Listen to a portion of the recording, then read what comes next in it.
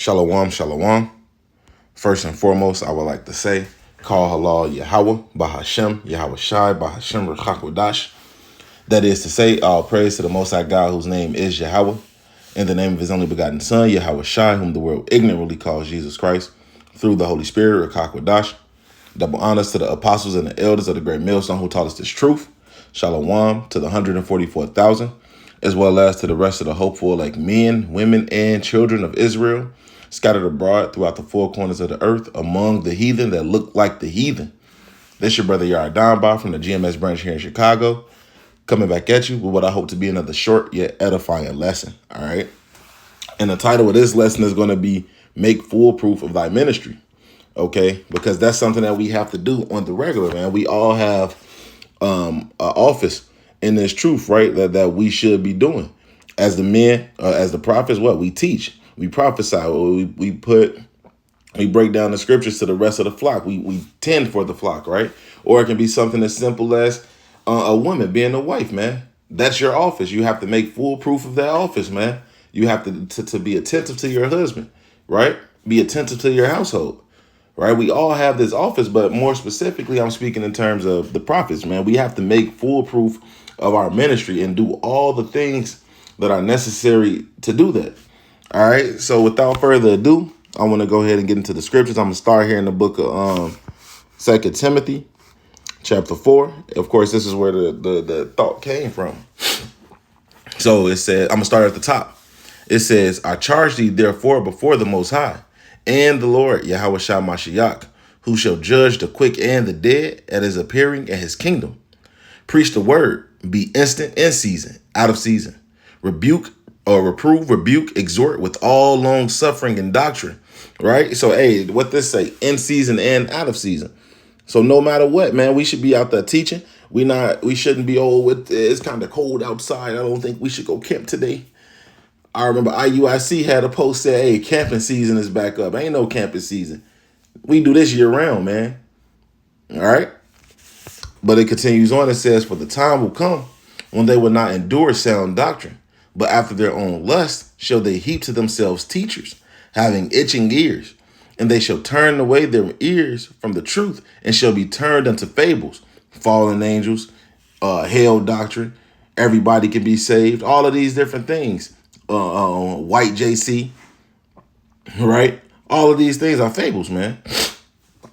But continuing on in verse 5, it says what? But watch thou in all things, endure afflictions, do the work of an evangelist, and make full proof of thy ministry.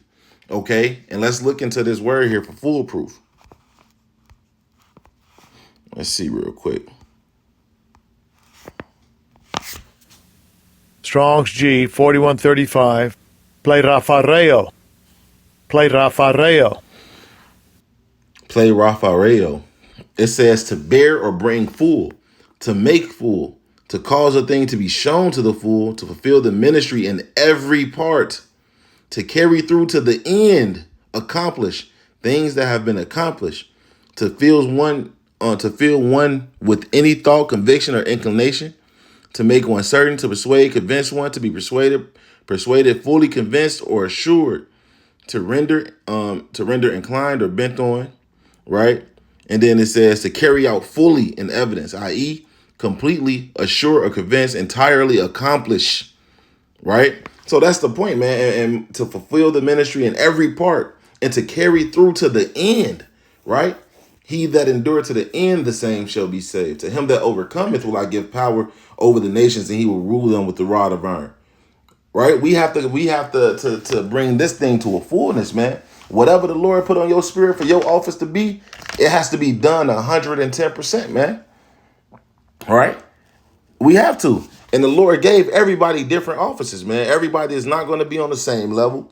Everybody is not going to do the same amount of teaching. Everybody is not going to be, for lack of a better term, experts at all the same topics. Everybody is not going to be the expert at Hebrew. Everybody is not going to be the expert at history, right? Or the breakdowns or whatever it may be, man. Everybody has their own office. But if your office, let's put it like this. If your office is being a brother that's great at edification and doing edification videos and building brothers up in the spirit, hey, man, that office 110%, man.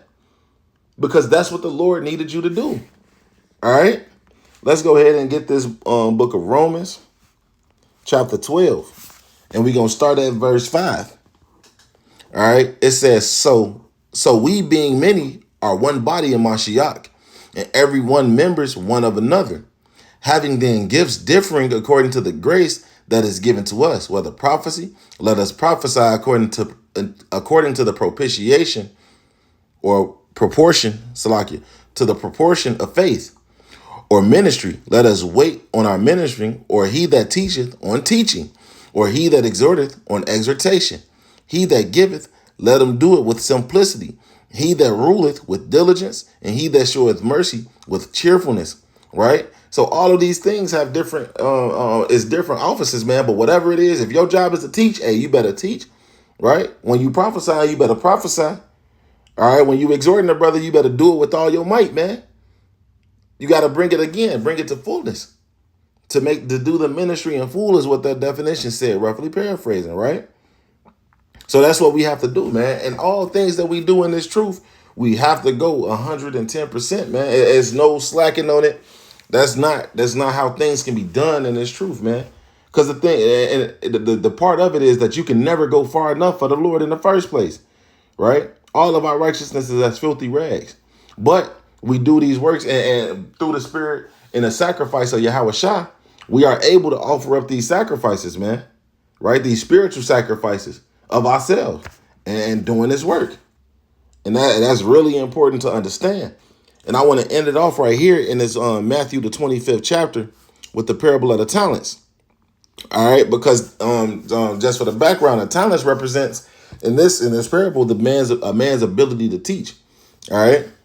So this is the parable of the talents. For the kingdom of heaven is as a man traveling into a far country, who called his own servants and delivered unto them his goods. And unto one he gave 5 talents, to another 2, and to another 1. To every man according to his several ability, and straightway took his journey. So the Lord gave us all a different level of teaching, just for the purpose of us doing what we need to do, man, at the end of the day. Right? Continuing on. He says, then he that had received the 5 talents went and traded with the same and made them other 5 talents. And likewise, he that had received 2, he also gained other 2. Right? So now their fruit is starting to show for him. Verse 18, but he that had received 1 went and digged in the earth and hid his Lord's money. After a long time, the Lord of those servants cometh and reckoneth with them. And so that he had received 5 talents and came and brought other 5 talents. Or real quick, I want to make a point on that one. It say that the one who received 1 digged in the earth and hid his Lord's money. That's the equivalent of you just wanting to be deep and had his understanding and his knowledge to just have it and not to disseminate it to everybody. Hey, we forward in the kingdom of Yahweh Ba'ashem Yahweh Shai, man. That's why he gave you that talent, right? What did it say in Timothy? To teach these things to others that may be able to teach also, roughly paraphrasing, right? So I want to go back here and back to verse 20. It says, and so that he received 5 talents came and brought other 5 talents, saying, Lord, thou deliverest unto me 5 talents. Behold, I have gained beside them 5 talents more. His Lord said unto him, well done, thou good and faithful servant. Thou hast been faithful over a few things. I will make thee ruler over many things. Enter thou into the joy of the Lord, of thy Lord. He also that had received 2 talents came and said, Lord, thou deliverest unto me 2 talents. Behold, I have gained 2 other talents beside them. His Lord said unto him, well done, good and faithful servant. Thou hast been faithful over a few things. I will make thee ruler over many things. Enter thou into the joy of thy Lord. Then he which had received the 1 talent came and said, Lord, I knew that thou art an hard man, reaping where thou hast not sown, and gathering where thou hast not strawed. And I was afraid, and went and hid thy talent in the earth. Lo, there thou hast that is thine. Right? So he said, hey, Lord, I just kept it, man. I got it right here for you. I can give it right back. Right? It says, verse 26, his Lord answered and said unto him, thou wicked and slothful servant, thou knewest that I reap where I sow not, and gathered where I have not strawed. Thou oughtest therefore have put my money to the exchangers, and then at my coming I shall have received my own with usury. Take therefore the talent from him and give it unto him which hath 10 talents. Right? So, hey, if you're not making full proof of your ministry, the Lord will take that spirit off of you and give it to another brother who's doing what he's supposed to do, man. And that's just how it goes. All right? It's been many a times, man, where I've heard elder brothers say, hey, you will never know your replacement could be on the other side of the line just waiting to take your spot, and you don't know it. But that's what the Spirit is setting up to happen, right? Continuing on in verse 29, it says, for unto everyone that hath shall be given, and he shall have abundance from him. But from him that hath not shall be taken away even that which he hath.